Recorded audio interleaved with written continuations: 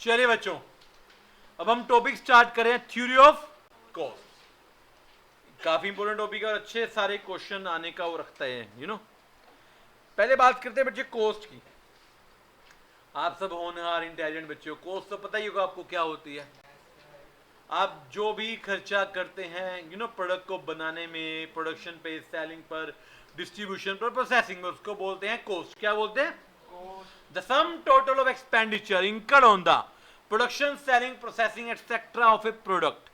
For example देखिए, raw material का खर्चा होता है, सैलरी का खर्चा होता है, रेंट आता है, वेजेस जाती हैं, telephone expenses, advertisement expenses, lots of expenses basically, उसको बोलते हैं कॉस्ट। कॉस्ट को हम एज पर इकोनॉमिक्स दो पार्ट में बांट सकते हैं, शॉर्ट रन और लॉन्ग रन। शॉर्ट रन क्या होता है? जहां पर कुछ कॉस्ट फिक्स होती हैं, कुछ वेरिएबल होती हैं।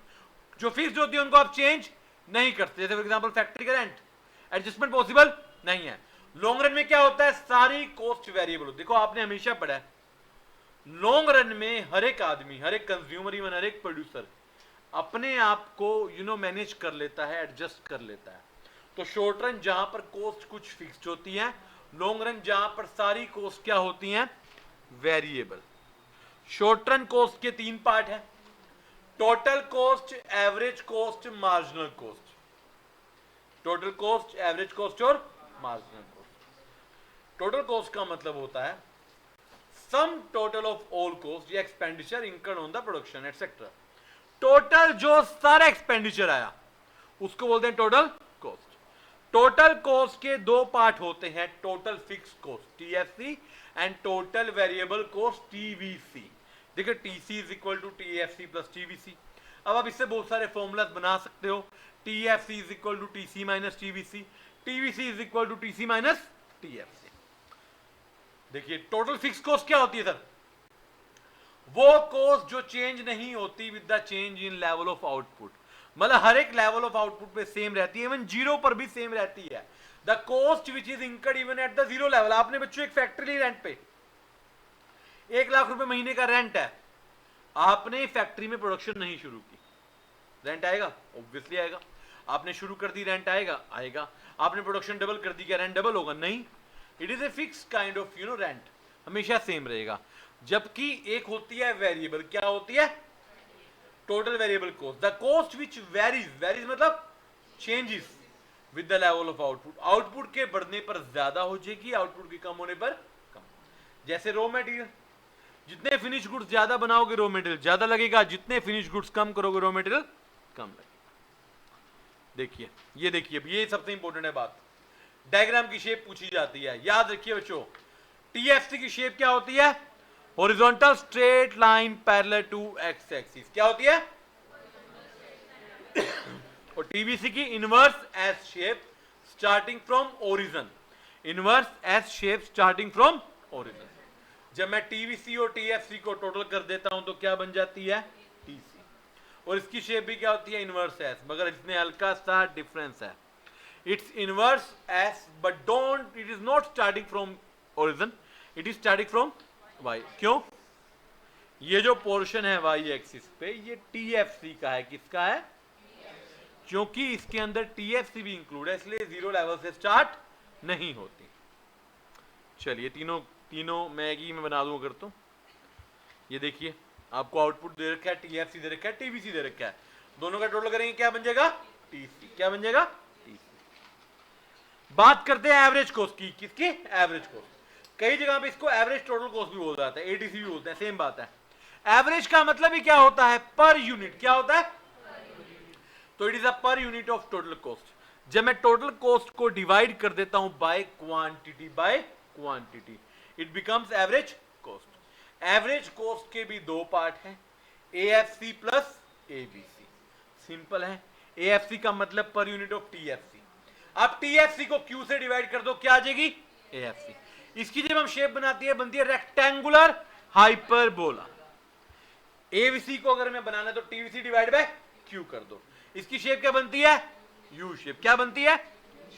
और अगर दोनों को टोटल कर दे तो क्या बनेगी? एसी। एसी की शेप भी क्या है? अब देखो दिमाग में एक प्रश्न आता है बड़ा शानदार, सर एसी भी यू शेप, एबीसी भी यू शेप, दोनों में डिफरेंस क्या है? डिफरेंस यह है कि एसी कर्व थोड़ा अपर होता है, एबीसी थोड़ा नीचे होता है। क्यों? क्योंकि दोनों के बीच में किसका डिफरेंस होता है, AFC का। किसका, AFC। AC curve is higher than ABC curve because of AFC। ये देखिए आपको न्यूमेरिकल दे रखा है, आपने TFC TV से TC निकाला था, अब तीनों को Q से डिवाइड करके एवरेज निकाल दो। जब आप TFC को Q से डिवाइड करेंगे क्या निकलेगा, AFC। जब आप TBC को Q से डिवाइड करेंगे क्या निकलेगा, ABC। और जब टोटल को डिवाइड करोगे तो क्या निकलेगा, T। अब देखिए फॉर्मूले कितने सारे मिल गए, एक तो AC is equal to TC by Q, ABC is equal to TBC by Q, AFC is equal to TFC by Q, और एक और है AC is equal to AFC plus ABC। अब देखिए हमारा सबसे ज्यादा आने वाला टॉपिक मार्जिनल। मार्जिनल का मतलब एडिशनल, मार्जिनल कॉस्ट का मतलब है additional cost due to additional production, right. जैसे मान लीजिए आपने 15 यूनिट बनाई तो टोटल कॉस्ट चाहिए 150, आपने 16 यूनिट बनाई तो टोटल कॉस्ट चाहिए 158, 158। तो मुझे बताओ, मुझे ये बताओ कि 16वें की कॉस्ट क्या आई marginal, 158 minus 150 is equal to 8, यानी कि MC is equal to TCN minus TCN minus 1। या आप कह सकते हैं change in TC divide by change in Q। यहां पर हल्की सी कहानी ये भी, आप TC की जगह TVC भी लिख सकते हो। क्या लिख सकते हो, क्यों यार टोटल कॉस्ट के दो पार्ट है, फिक्स और वेरिएबल। फिक्स तो चेंज होगा ही नहीं, अल्टीमेटली जो चेंज होगा खाली किसमें होगा, वेरिएबल में। किसमें होगा, वेरिएबल। ये देखिए MC की शेप भी क्या होती है, U शेप। क्या होती है,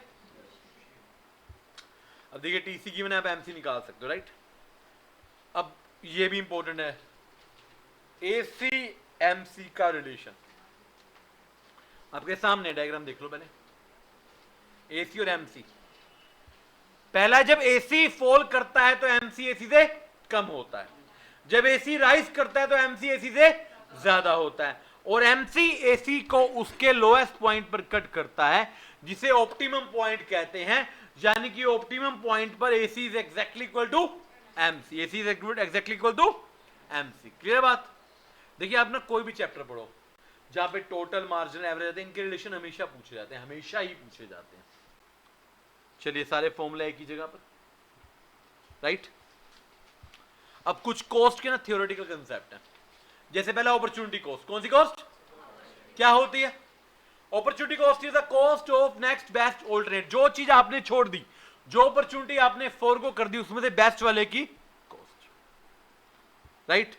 आउटले कॉस्ट बच्चों, अकाउंटिंग कॉस्ट भी बोलते हैं, आउटले भी बोलते हैं, आउटसाइड भी बोलते हैं, जो बुक्स ऑफ अकाउंट में रिकॉर्ड की जाती है, जो एक्चुअल में खर्चा किया जाता है, लाइक रॉ मटेरियल की परचेज पर, सैलरी पर, एटसेट्रा एटसेट्रा। एक होती है एक्सप्लिसिट, एक्सप्लिसिट भी क्या होती है, आउटले। एक होती है इंप्लिसिट, ये कौन सी होती है बता सकते हो, अपॉर्चुनिटी। अगर मैं अपने ऑफिस में ना बैठता, बिजनेस में नौकरी करता, सैलरी मारी गई। अगर मैं अपनी बिल्डिंग में काम ना करता, बिल्डिंग का रेंट आता। अगर मैं अपना पैसा यहां लगाता तो मेरे को इंटरेस्ट आता। वो सारी बातें, राइट। इंप्लिसिट कॉस्ट बोलते हैं, क्या बोलते हैं, इंप्लिसिट। ये बुक्स में रिकॉर्ड नहीं होती, एक्सप्लिसिट कॉस्ट बुक्स में रिकॉर्ड होती है। Accounting cost is equal to explicit, economic cost is equal to accounting plus implicit. याद है जैसे आप प्रोडक्शन, जैसे आप उसमें करते हो मार्केट्स में, हम जो AC लेते हैं उसको हम कौन सी कॉस्ट मांगते हैं, इकोनॉमिक।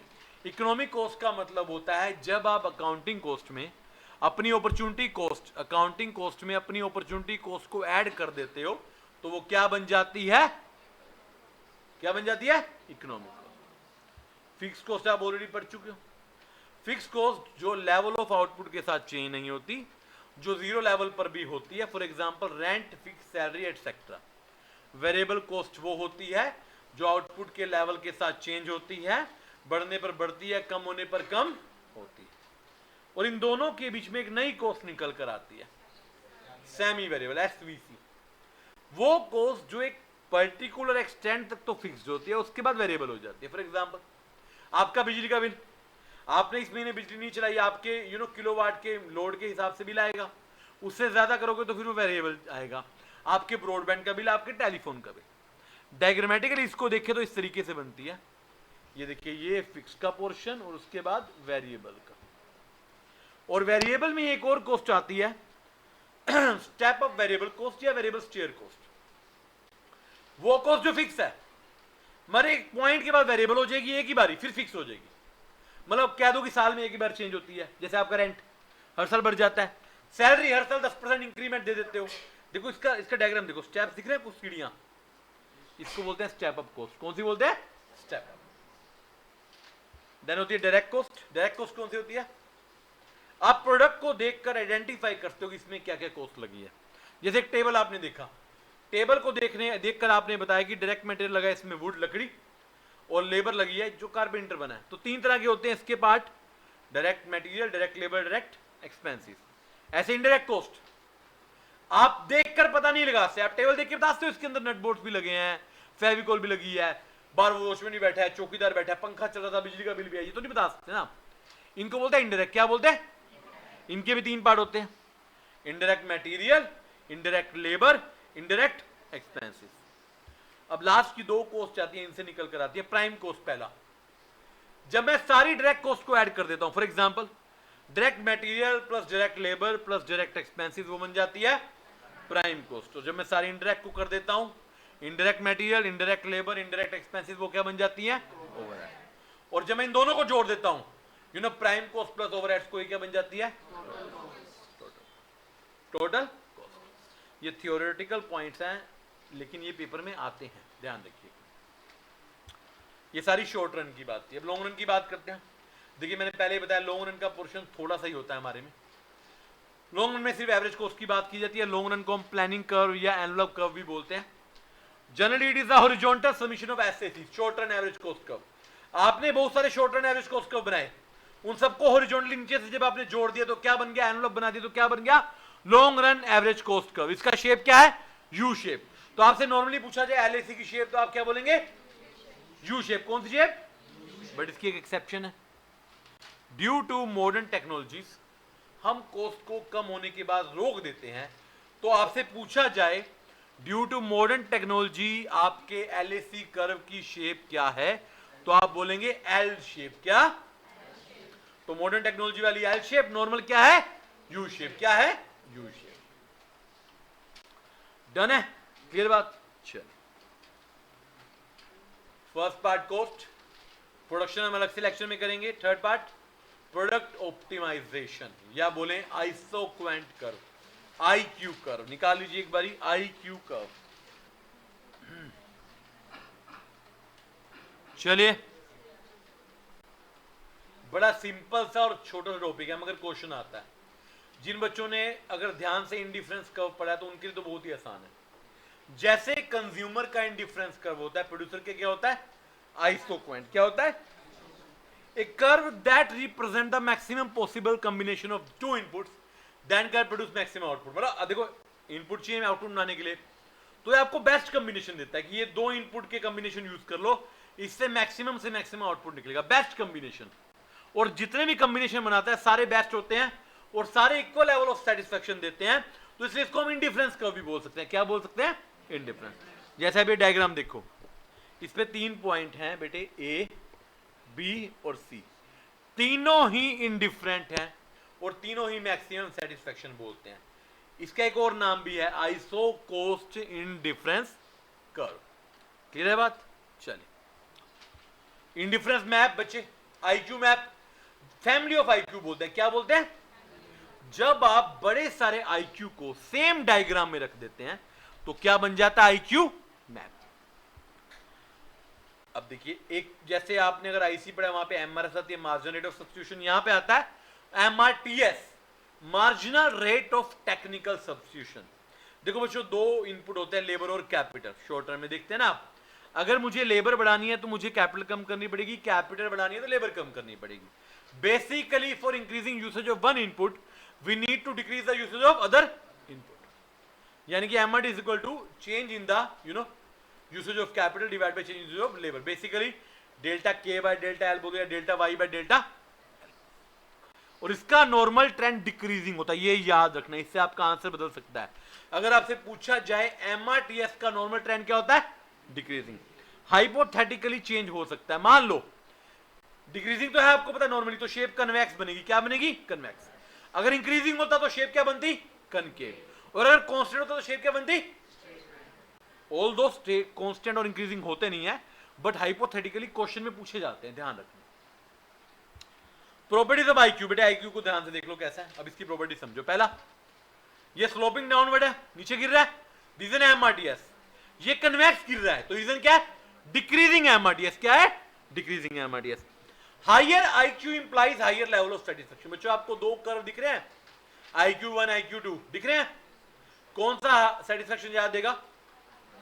IQ1। क्यों? क्योंकि वो ऊपर है, क्योंकि वो ऊपर है। दो IQ कभी इंटरसेक्ट नहीं करते, क्योंकि हर एक IQ पे लेवल अलग होता है। इंटरसेक्ट का मतलब सेम लेवल हो गया, नहीं हो सकता। IQ कभी पैरेलल होंगे ऐसा जरूरी? हो भी सकते हैं, मैं ये नहीं कह रहा कि नहीं होंगे, मैं कह रहा हूं need not to be parallel. IQ कभी एक्सिस को टच नहीं करेंगे। और IQ के ऊपर जितने भी पॉइंट्स हैं सभी सेम लेवल ऑफ सेटिस्फेक्शन देंगे। सभी क्या देंगे? Same level of satisfaction. अब देखिए, इससे पहले कि आपको ऑप्टिमाइजेशन बताया जाए, इक्विलिब्रियम बताया जाए, एक बजट लाइन है जिसको आप आइसो कॉस्ट लाइन भी कहते हैं। जैसे घर का बजट होता है ना, आपको 1000 रुपए मिले, 1000 रुपए में खर्चा करना है, इसका बजट है प्रोड्यूसर का। आइसो कॉस्ट लाइन रिप्रेजेंट करती है कि मैक्सिमम कितना खर्चा दो इनपुट पे कर सकते हैं, उनके मैक्सिमम कॉम्बिनेशन। जैसे ABC पॉइंट दिख रहे हैं आपको, इसको बोलते हैं बजट लाइन।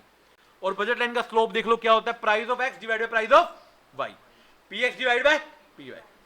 इस पे एक बड़ा इंपॉर्टेंट क्वेश्चन आता है पेपर में। हमें ना अलग अलग पॉइंट्स डायग्रामेटिकली बना रखे होते हैं और पूछते हैं क्या है ये। जैसे देखो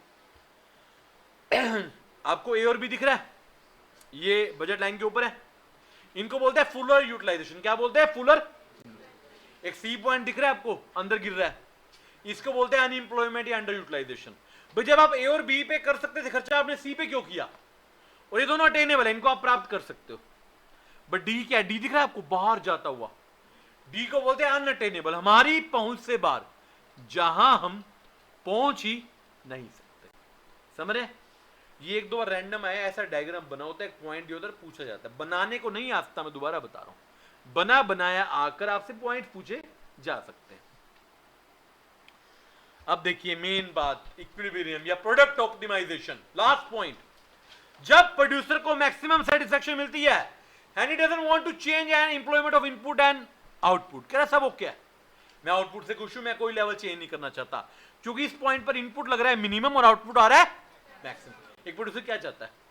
कॉस्ट कम से कम हो, प्रोडक्शन ज्यादा से ज्यादा हो। इसके लिए दो कंडीशन है।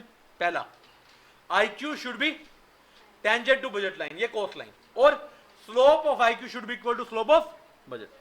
सर ये टेंजेंट क्या होता है? टेंजेंट मतलब वो कट करके 90 डिग्री का एंगल बना है, राइट? देखिए कर्व, देखिए आपको स्लोप लाइन दिख रही है, यस बच्चे दिख रही है, बजट लाइन। एक कर्व जा रहा है IQ, यहां पर देखो ये 90 डिग्री का एंगल बना रहा है। क्या बना रहा है? एंगल। और टच करे तो स्लोप इक्वल है। स्लोप देखो, अब स्लोप ना थ्योरेटिकली पूछी जाती है। IQ की स्लोप क्या है? MRTS। क्या है? MRTS। और बजट लाइन की स्लोप क्या है? PX divide bye P। तो आप कह सकते हो अगर क्वेश्चन में थ्योरेटिकल पूछा जाए कि ऑप्टिमाइजेशन कब होगा, इक्विलिब्रियम कब होगा, तो हम लिखेंगे MRTS is equal to PX divide by PY, या slope of IQ equal to slope of budget. This is product optimization. देखो एक बात मैं आपको बताता हूं शॉर्टकट वाली। अगर आपने IC पहले पढ़ा है तो आपको ये जल्दी याद हो जाएगा, जिन्होंने ये पहले पढ़ा उनको IC जल्दी याद हो जाएगा। तो दोनों में मैंने एक दूसरे का फायदा मिलना है, मान के चलेंगे। IQ और IC में ऑलमोस्ट सेम है। IC कंज्यूमर का, IQ प्रोड्यूसर का, वहां पे MR होती है, यहाँ पे MRTS होती है। जहां पे आइसो कॉस्ट लाइन होता है वहां पे खाली बजट लाइन, बाकी सब सेम है। ये आपको इनपुट के मैक्सिमम कॉम्बिनेशन देता है, वो आपको प्रोडक्शन के मैक्सिमम कॉम्बिनेशन देता है, बाकी सब क्या सेम। तो इस चैप्टर की 3 यूनिट थी, कॉस्ट, प्रोडक्शन और ऑप्टिमाइजेशन। प्रोडक्शन हम अलग के लेक्चर में करेंगे। अब हमने क्या की? कॉस्ट और ऑप्टिमाइजेशन। यहां तक कोई बेटे किसी को कोई दिक्कत हो तो प्लीज बताएं। चलिए ठीक है, टॉपिक क्या होता है यहां पर समाप्त। अच्छे से इसको पढ़ेगा, कोई डाउट हो लीजिएगा।